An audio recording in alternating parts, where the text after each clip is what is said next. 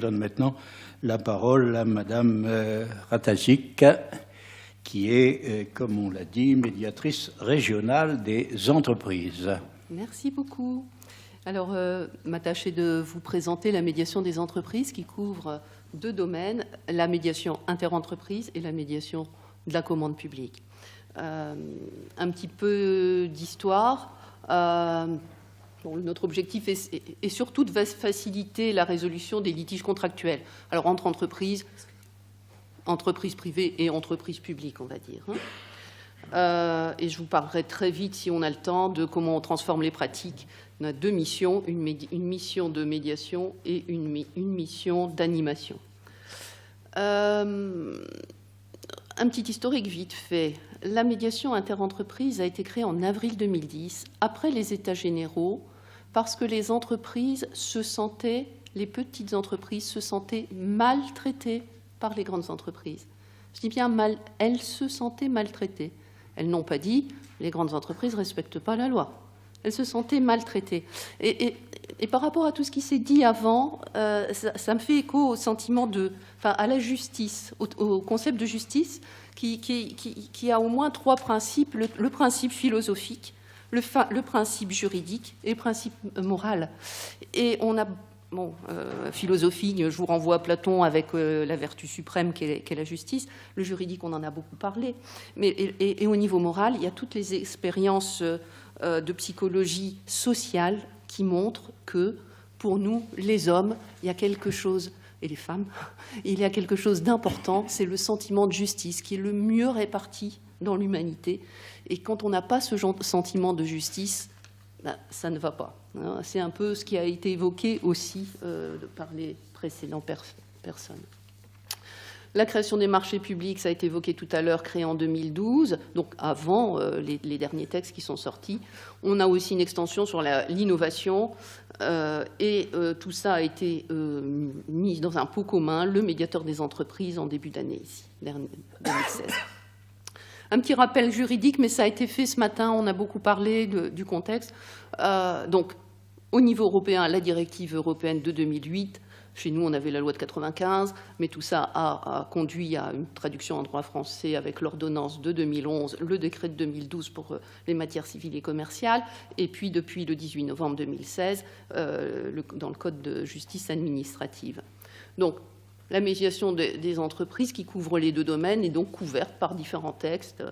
Et c'est une médiation conventionnelle. Donc on est dans les articles 1530 et 1541 du Code de procédure civile pour les matières civiles et commerciales. Et puis l'article 213.5 et 213.6 pour le Code de justice administrative. Juste, puisqu'on parle aussi du contexte, on a parlé tout à l'heure des contrats. Alors, en matière civile et commerciale, ça peut être un accord simple. On n'est pas toujours dans le protocole transactionnel. En matière administrative, c'est vrai qu'on va plus sur des protocoles transactionnels. Et en matière civile, le contrat peut être aussi homologué par le tribunal. Donc, la médiation des entreprises. Trois principes. Nous sommes gratuits, nous sommes placés auprès du ministère de l'économie, donc le recours à la médiation des entreprises est gratuit. Nous sommes bien entendu soumis à la confidentialité. Nous sommes formés par l'IFOMEN d'ailleurs, et nous avons différents objectifs. Restaurer la confiance. Le lien est au centre de la médiation. Les médiés viennent, que ce soit en matière civile et commerciale ou en matière administrative. On a parlé d'administration. Non, on n'a pas une administration. On a une administration qui est dans le cadre, mais on a des hommes autour de la table aussi. Et donc, ils viennent chacun avec leur méfiance au départ, avec leurs problématiques, avec leurs émotions. Et ce qui va, que ce soit en matière administrative ou en matière publique, ce qui va être important, c'est restaurer la confiance, réhumaniser ces relations. Donc, on a deux missions, comme je vous disais, une mission de facilitation qui consiste à une stricte fonction de médiation et un rôle qui prend la majorité de notre activité, et puis aussi un rôle de faire changer les mentalités. À l'époque, Christine Lagarde avait dit « c'est bien joli, vous faites des médiations, c'est du travail de fourmi, mais faites-nous aussi changer un petit peu les mentalités ». Et pour ça, pour faire changer les mentalités, il y a une charte relations fournisseurs responsable qui a été créée, qui est signée, dont je vous parlerai tout à l'heure, signée aujourd'hui par plus de 1600 entreprises. Donc, tout ça, ça a été dit. Le médiateur, il est ni juge, ni arbitre, ni conciliateur, ni expert, ni sauveur. Hein. Nous sommes un facilitateur pour faire en sorte pour faire accoucher les parties d'une solution équitable. Donc nous sommes formés, comme je vous le disais, par l'IFOMEN via l'IGPDE chez nous, neutre, impartial, indépendant, même si nous sommes placés auprès du ministère de l'économie, pour autant nous sommes indépendants. Et nous appliquons ce beau processus structuré de la médiation. Une petite différence par rapport à d'autres médiations, c'est que souvent nous sommes saisis par une partie. Et donc notre premier rôle, ça va être d'amener l'autre partie à venir autour de la table. Mais même si nous sommes saisis par une partie, pour autant, nous ne sommes ni pour l'un ni pour l'autre, mais pour les deux. Et donc, il y a tout ce travail préalable d'amener l'autre à venir autour de la table sans pour autant rouler pour le premier. C'est un petit défi supplémentaire, mais qui se fait bien parce que de plus en plus, les entreprises mesurent l'intérêt de la médiation. Et nous avons différents types de médiation. Donc, généralement, c'est de la médiation individuelle, une entreprise face à une autre. Mais il y a aussi des possibilités de médiation collective quand il y a plusieurs entreprises qui se plaignent d'une même autre entreprise. Et aussi, nous faisons aussi des médiations de branches ou de filières, à savoir une branche qui se plaint de pratiques d'une autre branche, ou bien au sein d'une filière, des mauvaises pratiques qui impactent en cascade le devenir des entreprises. Donc tout ça, ce sont des médiations particulières qui fonctionnent bien. Donc, pour nous saisir, c'est une saisie nationale. Et comme on l'a dit tout à l'heure, vous avez vu, nous ne sommes pas très nombreux. Ici, en Nord-Pas-de-Calais, Picardie, j'ai oublié, Hauts-de-France, pardon. Hauts-de-France, nous sommes les deux équivalents temps plein, dont moi qui suis à temps plein. Et on est en train de recruter de former 2 personnes au sein de notre équipe.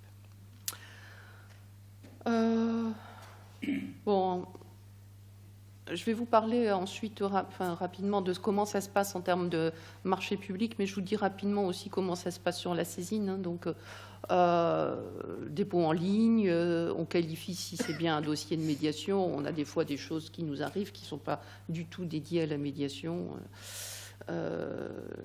ou qui concernent la médiation du crédit, donc on requalifie, etc. Et donc, on amène l'autre partie à venir ou pas. Hein. L'autre partie a le droit de refuser de venir en médiation. Mais si elle accepte, nous lançons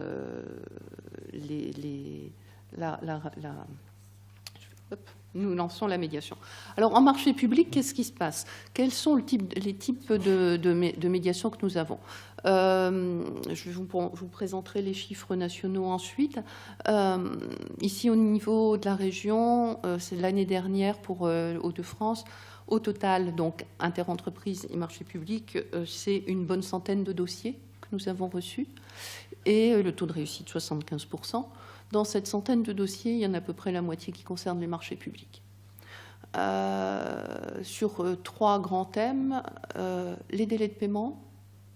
Je ne suis pas payée, ça fait 18 mois que je suis pas payée, sachant que les délais pour les collectivités courent à partir du moment où ils ont reçu la facture acceptée. Hein. Donc, des fois, on pourrait discuter, on peut parler des délais de paiement. Donc ça peut être pour plein de motifs liés au déroulement du marché, liés à un manque d'une signature, liés à un mauvais taux de TVA, et puis un dossier, avec... Ce que je mesure, c'est qu'à tous les niveaux, de part et d'autre, les gens font sans doute de leur mieux, mais à un moment, avec la dématérialisation, les gens ne se parlent plus, et sur le fait de se dire il y a un problème, trouvons une solution, ça ne se fait pas. Donc on retrouve l'intérêt de remettre les gens autour de la table pour trouver la solution, parce que par mail, on peut s'envoyer tous les mails qu'on veut, ça ne fonctionne pas toujours. Les autres aspects, c'est la médiation pour... je n'ai pas été retenue sur ce marché, c'est pas normal, c'est truqué. Donc ça, c'est une grande constante aussi. Et là, donc, on fait des médiations. Souvent, on essaie dans le délai précontractuel. Généralement, ça ne remet pas en cause le marché. Ça permet à l'entreprise de comprendre qu'elle n'a pas forcément bien écrit son marché, pas bien répondu, ou elle n'avait pas vu certains points. Mais il arrive aussi que le marché soit relancé parce que l'acheteur public s'aperçoit qu'il y a eu une erreur, soit dans une pièce mise en ligne, soit dans la... Voilà, j'ai plusieurs cas comme ça de marchés qui ont été relancés. Et puis, il y a l'exécution. Sur l'exécution, eh bien là, c'est là qu'on a les humains. Il m'a traité de voleur. Alors ça, vous pouvez aller au CCRA, si ça ne sera pas forcément traité, cet aspect émotionnel qu'on évoquait, ou alors ils m'ont pas payé mes travaux supplémentaires, ils m'ont même pas fait d'ordre de service, etc., etc. Et je dois, enfin voilà, si je veux finir mon marché, je dois passer par un certain nombre de fourches codines et je m'en sors pas. Etc. Donc la confiance n'y est plus, chacun a une vision dégradée du fonctionnement de l'autre, et il faut remettre les gens autour de la table pour clarifier tout ça, faire sortir tout ça, parce qu'ils viennent souvent bien poliment avec « ils m'ont pas payé », ou alors « mon DGD il est planté depuis 1 an et demi ». Et puis quand on creuse, il y a tout. C'est jamais tout blanc, c'est jamais tout noir.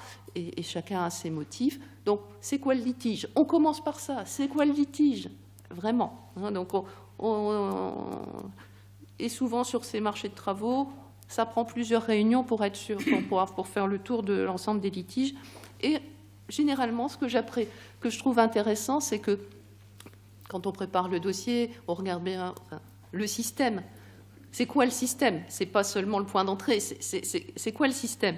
Et vers quoi veulent aller vers les entreprises? Et donc, aller vers les entreprises...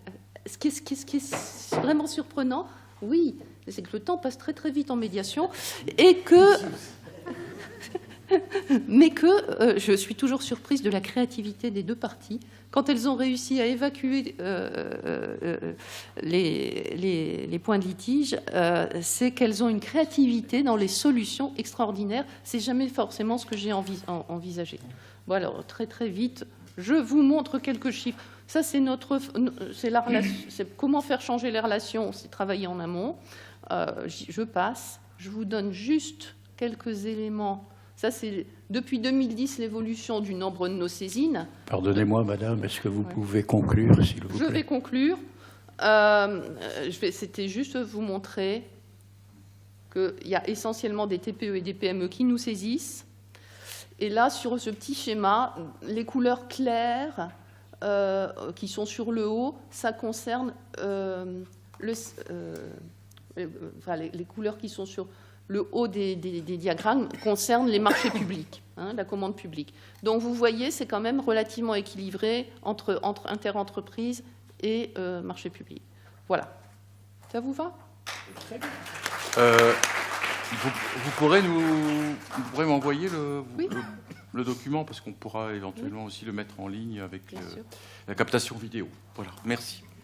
Je vous remercie de cette approche très pragmatique de ce domaine qui, lui, est lié au côté entrepreneurial de la médiation, n'est-ce pas?